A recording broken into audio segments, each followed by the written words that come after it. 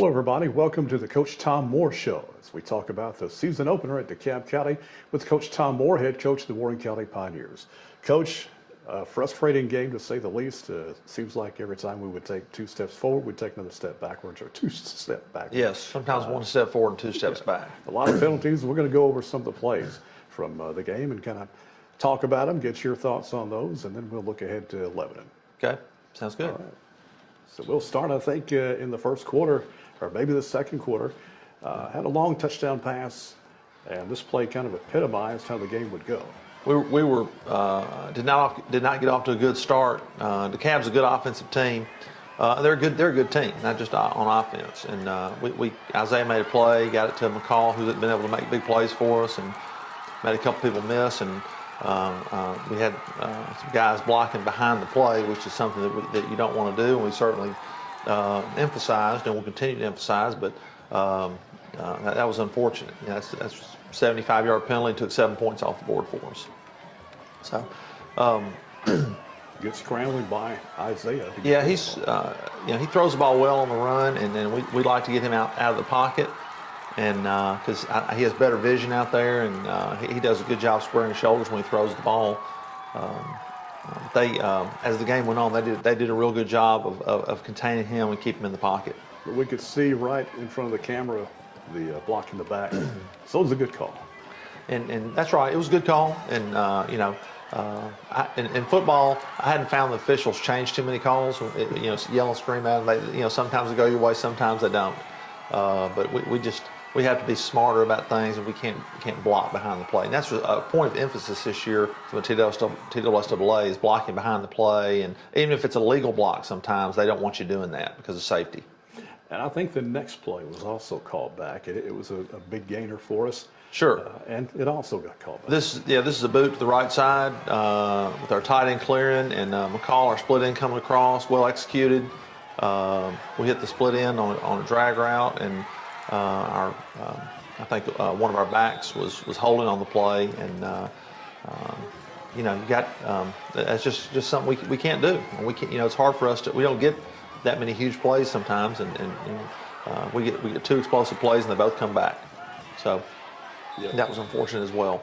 Penalty yardage was about even for the 2 teams, but at least 4 or 5 of Warren County's penalties came on plays that the penalties negated big plays. Right. That's unfortunate. We just have to play smarter and don't make those kind of mistakes. And we talked before the game. One thing we didn't want to do is beat ourselves. And certainly DeKalb played well and was ready to play, but we didn't help ourselves out any. DeKalb scored on their opening play and then kicked a field goal after that, before Warren County finally got on the board in the third quarter, I believe. Well, we were down 17-0. Could have been worse, given all the mistakes that we made in the first half. And we came out. We just had a nice drive down the field. I think we had about a 25-yard touchdown run by our tailback, Raleigh Woods. It was called back, but we continued to pound the ball and got it in the end zone. So we're down 17-7, and really were in the ball game. And the next drive after that I felt like was critical, and our defense I thought was scrappy and showed grit. There's that touchdown run by Raleigh. Yeah, we did a nice job inside. We came off the ball better in that first drive of the second half than I thought we did throughout the game. We thought we played hard, but we missed a lot of people inside. They were stunting, and we just didn't pick up as well. Raleigh's doing what you wanted him to do. I think Raleigh had about 25 carries for 130 yards and pounding the ball. Raleigh's had a real good offseason. I think he got tired in the game.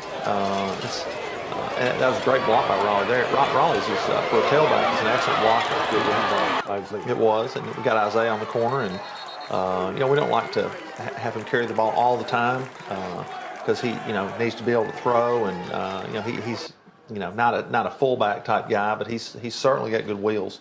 He can make plays for us. When Raleigh had to go out, Noah Campbell came in. Yes, Noah's been our second tailback, and Noah does a great job. He's a very good offensive player, but we have to play him on defense. I mean, he would probably be in more at some position, either a slot or another running back more. but we used him on defense. There's Raleigh's touchdown run. It's well blocked. I believe that one was called back. Yep, it was. Yeah. I think we had an illegal formation.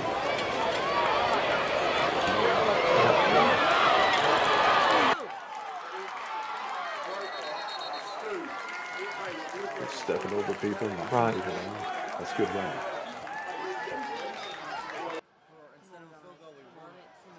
And this is going to be the touchdown. And something in this game, we didn't want it to be this way. We felt like we were going to need to throw the ball to win. It helps our offense. Our backs don't get as tired.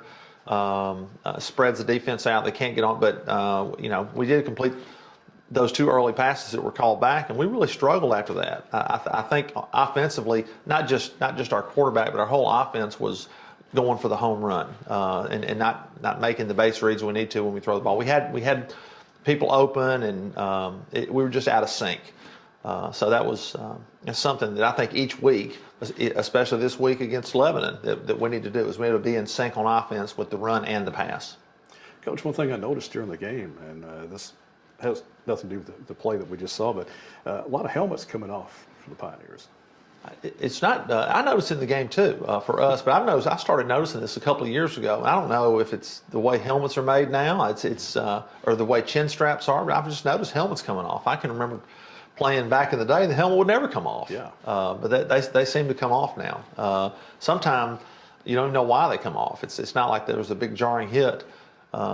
Although that certainly can make them do that. But I noticed that as well. Yeah. Of course, they have to come out of the game for one point. That's right. That's right. Their helmet comes off.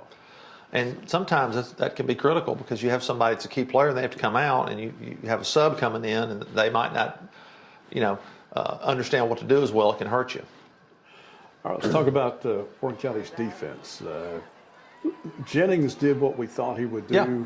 I hate to sound like that coach for the Cardinals, but he did what he was what we thought he was. He stood back there and threw the ball for the most part. Yeah. And like this, when he'd scramble, he'd give his receivers time to get open, and they would get wide open. He does. He's and that was a play we had pressure on him. We had a blitz coming from both sides and had 2 people come free and could not tackle him. He was able to shake those 2 guys and extend the play. And they found a guy leaking out from the flat. This was 3rd down too. This is 3rd and 10, I think, and we were going to get the ball back at midfield after scoring and cutting the lead to 17-7 and had momentum. So that was a good job of Rabbit at getting it down. That was tough. But I was proud of our defense. I thought our defense was really scrappy in the game and thought played hard. Thought played considering all the mistakes that we made on offense in the kicking game. They rarely ran the ball, but when they did, they ran it effectively to the boundary. Yeah, that was a big play for us right there. He fumbled the ball. Yes, he fumbled the ball. We got on the ball and caused a turnover. And after giving up a huge play, we could have sacked the bats. And I think that's Brendan Breelove that caused that fumble right there. It was a really good play. He got the ball on the 2-yard line, I think. So they had to get it out of that hole there. Right. We punched it out. Give it to the big guy. Yeah, it's Ethan Stewart pulling through the hole. Raleigh carrying the ball.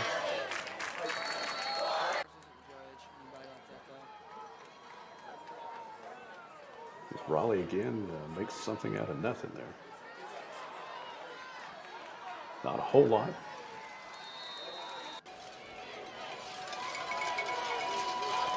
Raleigh ran the sweep that time. Got about 15. Raleigh has good vision. He's looks like a fullback in a tailback's. He's a tailback in a fullback's body is what he is. But he has good vision, and he's only able to play in about 4 games last year, and was at fullback most of that time. He did not have that many carries. So we're hoping to get him the ball each and every week. So back on offense, here's Isaiah. He's got good legs, but when you got 3 black jerseys around. Yeah, well, I think sometimes you just got to take what they give you. It might be just 2 yards, and you can't always hit a home run. Thought we were open out there and weren't able to get it to him. It's a good protection. Passing offense is not just the quarterback. It's the whole group because, if the quarterback feels pressure inside, it can affect the throw. It's the receivers' routes. It's the backs blocking. It's all of them together. It's that kind of execution. So so fourth down. K-Ron had a cramp right there. We called a play action pass post, and we had to put somebody else in at left tackle, and we had a bust, and I think that was going to be a score right there because we had the post wide open on that play. It was open, but hit just as he threw the ball. Yep. And it comes up short. Again, Right there we had everybody sealed off inside, had the guy open down the field. We just couldn't get it to him because we had somebody leak through on the backside. Again, K-Ron went out on that play with a cramp, and we had to put a sub in. It's unfortunate. There you go, scrambling again. Finds his man open. The spread is challenging. If you end up blitzing all the time, you're susceptible to screen passes, and most spread teams aren't. It sounds funny. They're not great throwing the ball downfield. They're good at the short passes and the screens, but this team is good at throwing the ball downfield. Jennings can really put the ball in a tight spot. He's done a good job by our defense on runs. We did a good job against the running game. Yeah, in the fourth quarter when it came time to use some clock, they used the running game. Yeah, they did. I think we missed tackle at the line of scrimmage, and it's a touchdown. That's unfortunate too. And when you're playing a spread team and your defense is on the field, you have to substitute your defensive linemen some, because those guys rushing the passer is a lot harder than protecting the passer. So those guys get tired. We had some younger guys in.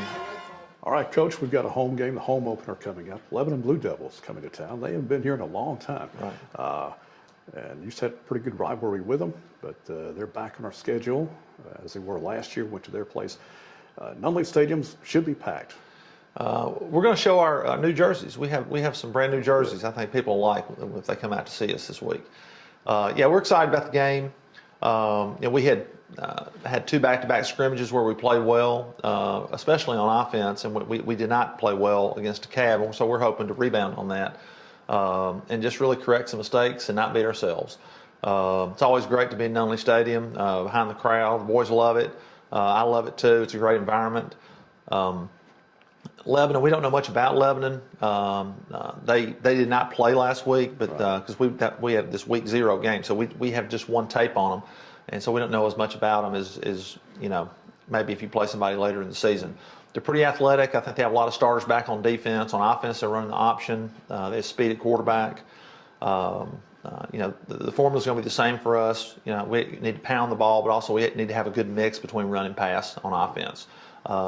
Defense, don't give up the big play, and eliminate mistakes in the kicking game. That's a recipe for us. Friday night, 7 o'clock at Nunley Stadium. We hope to see you there. And that'll do it for today's Coach Tom Moore Show. We'll talk to you next week.